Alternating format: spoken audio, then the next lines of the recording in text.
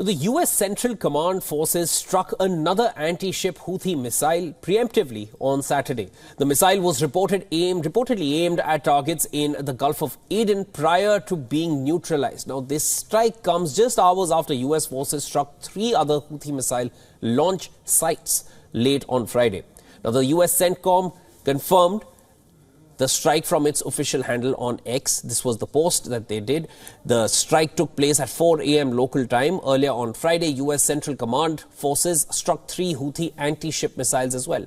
The missiles were allegedly aimed at targets in the southern Red Sea, preparing to launch when the strikes were undertaken to disable them.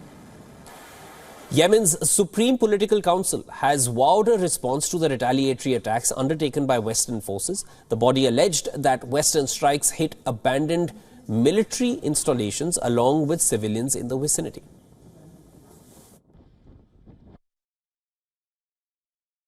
The Supreme Political Council has a well-known and specific position on the American aggression, that Yemen will respond to any American, British or Israeli bombing, whatever it may be.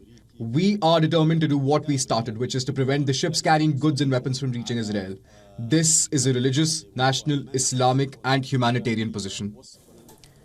Now, these strikes are the latest amid growing tensions in the Red Sea from maritime attacks by the group on commercial and military vessels that have disrupted global trade and raised fears of supply bottlenecks. They come directly after the United States reclassified the Houthi rebels as a terrorist group.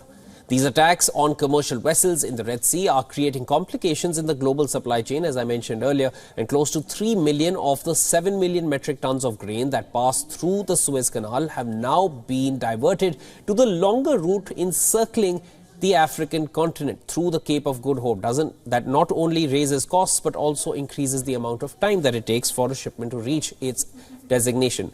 According to the World Trade Organization, wheat shipments via the Suez Canal have also fallen by over 40% this month. Speaking to a leading American media house, Saudi Arabia's Foreign Minister Faisal bin Farhan Al Saud has expressed concerns over the escalating crisis in the Red Sea. Al Saud stated that the entire region was going through a very difficult and dangerous time, calling for the immediate de-escalation before the situation gets out of control for all parties involved.